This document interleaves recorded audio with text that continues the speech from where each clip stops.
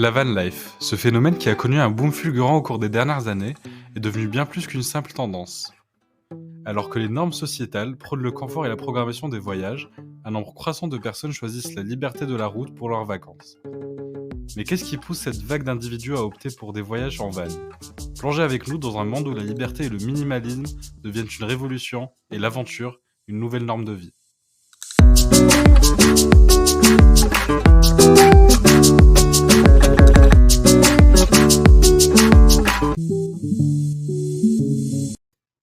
Il fut un temps où 90% de la population mondiale était nomade. Nos ancêtres vivaient dans des roulottes et remorques tirées par des chevaux. Puis va l'ère des véhicules motorisés qui marque une nouvelle étape dans l'histoire de la van life. Pendant la Grande Dépression aux États-Unis, de nombreuses familles ont été contraintes de transformer des vannes en maisons ambulantes pour survivre, ce qui a augmenté de 24% la vente de vannes aux États-Unis. En parallèle du mode de vie nomade, une autre population s'active. Les mouvements contre-culturels des années 60 s'inscrivent dans l'établissement de la van life européenne. Originellement une rébellion contre le consumérisme, elle reflète une connexion profonde avec la nature, influencée par des écrivains tels que Jack Kerouac et les idéaux hippies de liberté et de simplicité. La van life rencontre aujourd'hui un franc succès et devient une option de plus en plus envisagée pour partir en vacances. Rien que ces 3 dernières années, plus de 44 000 nouveaux vans ont été immatriculés en France. Hashtag vanlife, hashtag van ou hashtag roadtrip, vous les avez tous déjà vus sur les réseaux sociaux. Un engouement prônant un mode de vie idyllique, mais quelle est la réalité qui se cache derrière ces hashtags? Pour comprendre ce phénomène, nous nous sommes rendus à la 57e édition du Salon des véhicules de loisirs, où depuis quelques années, les vans sont devenus une partie importante du salon.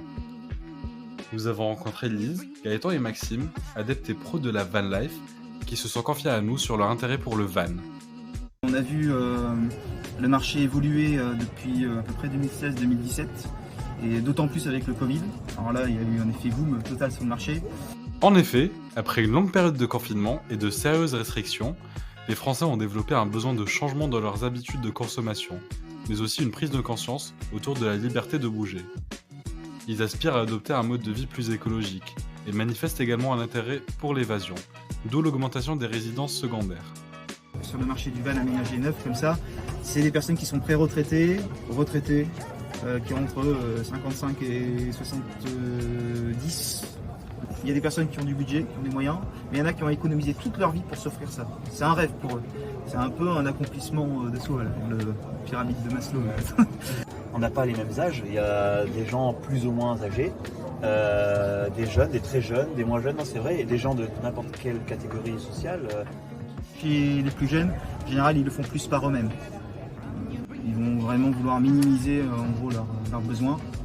C'est un peu la philosophie du minimalisme en quelque sorte. Pour d'autres, c'est plus un mode de voyage, j'ai envie de dire. C'est-à-dire qu'ils vont avoir une base chez eux et ils vont partir à l'occasion à l'étranger ou pas très loin de chez eux. Un peu sur un coup de tête. Alors ce qu'on va retrouver dans le milieu du van comme critère chez les différentes personnes, c'est des personnes qui sont en général très indépendantes. On est autonome, Voilà. en fait, que ce soit lui ou moi, on a nos batteries, on a nos panneaux On est solaires, dépendant de on ne personne. consomme pas d'électricité, on se branche jamais. Voilà. Qui veulent se rapprocher de la nature au plus près. C'est une manière de voir le monde. Il y a un côté un peu, on veut profiter de la vie sans trop penser au lendemain. Les vanlifers revendiquent que le contrôle et la responsabilité de leur logement leur permet de se sentir plus chez eux. Partageant des valeurs communes axées sur l'aventure et l'exploration, les adeptes proviennent aujourd'hui de tout horizon. De plus, un minimalisme volontaire est adopté par les vanlifers, en voulant réduire à tout prix leur consommation et son impact. Leur objectif est donc de recentrer leur vie sur l'essentiel. Par ailleurs, des chercheurs ont montré à quel point les émotions liées à l'idée de visiter un endroit influent sur le choix de voyager de manière impulsive.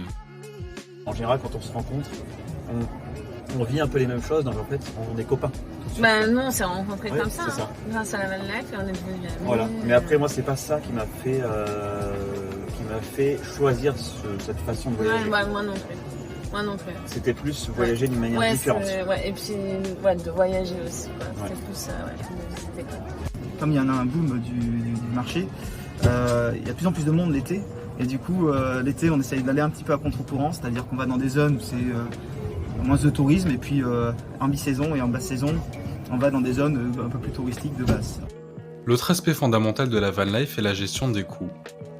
Les services et les activités touristiques traditionnelles se distinguent souvent par des coûts élevés en haute saison dans certaines zones. C'est ce qui pousse les adeptes de la van life à naviguer à contre-courant des vagues touristiques, en optant pour des saisons et des destinations moins onéreuses. Quel conseil vous donneriez aux personnes qui sont intéressées par la van life mais qui n'osent pas forcément Moi, je leur dirais de louer un van déjà, pour tenter l'expérience au moins une fois. Comme Lise l'a dit, le mieux c'est de tester. Alors c'est ce qu'on a fait. Attachez-vous, on part en roue libre. Pour créer une expérience complète, nous sommes allés à la recherche d'un van que nous avons trouvé sur Yescapa, une plateforme de location de véhicules de loisirs. C'est ainsi que nous avons rencontré Clément, loueur sur la plateforme depuis quelques années. Mais avant de se lancer, nous avions besoin d'un avis neutre. Nous avons donc fait appel à Héloïse, habituée au séjour traditionnel qui testera avec nous l'expérience. La pièce manquante pour ce voyage était Park4Night, une application collaborative sur laquelle les vanlifers partagent leurs spots et itinéraires conseillés. Le premier jour, Héloïse s'est familiarisée avec l'application pour construire l'itinéraire. Une fois cela fait, nous nous sommes rendus chez Clément qui nous a parlé de ses clients. Depuis quasiment une dizaine d'années où mes vacances se font en van, essentiellement en van, quoi. C'est vraiment varié, même dans les âges. Dans les âges, ça va de 20 à 25 ans jusqu'à, j'ai loué à des gens qui avaient 70 ans. Donc en fait, c'est là où on se dit que la route en van, en fait, ça intéresse tout le monde. Après nous avoir expliqué tout ce qu'il y avait à savoir sur le van, nous avons chargé nos affaires et sommes partis à destination du Cotentin. Réveil matinal, rangement et départ imminent pour notre prochain stop, Cherbourg. Mais tout d'abord, une pause repas bien méritée au bord d'une célèbre plage du débarquement. Donc ce matin, on s'est réveillé, donc on a replié tout le van, on a préparé tout le van, donc c'est-à-dire relever la banquette, enlever l'isolation sur les fenêtres, ça c'était très pratique, ça nous a permis de dormir au chaud. Donc là, on est arrivé au point de vue où on voulait aller avec vue sur mer, avec des animaux à côté. On va commencer à cuisiner, sortir tout le matériel pour cuisiner.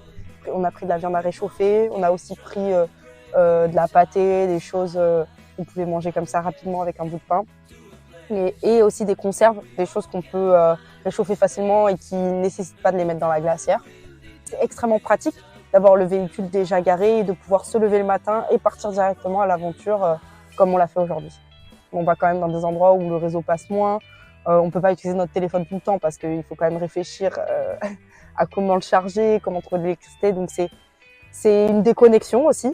C'est de la liberté, de la déconnexion et revenir à l'essentiel. Voilà. La van life, un week-end en van, quand il pleut, c'est plus difficile, je pense. Je pense que la van life est peut-être plus adaptée à un mode de vie estival. Il est temps de repartir pour notre dernier lieu de campement du séjour, auquel nous arrivons mieux préparés. Dernier jour de notre périple, direction Granville, afin de découvrir cette ville historique et de faire un bilan sur cette expérience. Je pensais que ça allait peut-être être un petit peu plus confortable, parce que je pensais qu'on allait peut-être avoir accès à l'électricité, alors que finalement on n'a pas pu. J'ai acheté notamment des vêtements pour me tenir chaud. Ça, c'était une des choses premières, c'est que l'isolation, c'est pas comme j'ai dit, comme dans un appartement ou une maison. Donc ça, j'ai pris des vêtements pour me tenir chaud et des lampes. Le fait que ça change du confort habituel de l'hôtel et des Airbnb aussi. Le fait que tu doives te débrouiller pour cuisiner, que franchement, c'est un peu comme partir à l'aventure. Le fait d'être en mouvement tout le temps, de pas vraiment avoir d'endroit où se poser, mais en même temps une liberté parce que tu peux bouger partout, même faire des petits sauts de mouches un peu de partout, voir plusieurs choses, voir des endroits qui sont vraiment pas touristiques. Ça m'a vraiment changé de d'habitude. Après, je suis quelqu'un qui aime voyager quand même assez léger. Je prends pas beaucoup de choses sur moi, donc prendre que le nécessaire, ça m'a pas gêné. Il y a plein de spots où on peut trouver des douches. Bon, c'est des spots payants, mais il y a plein de spots où il y a des douches, des toilettes, des sanitaires. C'est quand même relativement facile à trouver, même des spots gratuits où on peut en trouver. C'est en libre accès. Et ça, je m'y attendais pas du tout. Donc, ça m'a plutôt rassurée sur le voyage qu'on puisse trouver facilement des endroits. Voilà, il faut prévoir avant quand même de te coucher tout un temps d'installation, tout un temps de vérification de l'endroit où tu veux dormir. Ça, c'est quelque chose qui est important. Quand on passait à côté d'un van, on faisait des coucous. Il y avait quand même un sentiment de communauté. Quand on se garait à côté d'un van, on se disait « Ah, eux aussi ». C'est vrai qu'il y a quand même un grand sentiment de communauté, ouais. Il y a une surmasse de tourisme et le fait que les gens prennent des vannes, ça peut peut-être désengorger le surplus touristique dans certaines villes, dans certains endroits, parce que les gens vont plus se déplacer, plus bouger. Donc ouais, ça peut répondre à des problématiques comme ça. Et puis ça coûte moins cher aussi en énergie de se déplacer en van que de prendre l'avion, par exemple. La van life, c'est une liberté qui est incomparable. Ça te permet d'aller dans des endroits inexplorés, de prendre le temps de découvrir des endroits en pleine nature. À l'avenir, je pense reproduire ce type de voyage. C'était vraiment une très belle expérience. En somme, la van life n'est pas simplement un phénomène de consommation, mais une expérience holistique.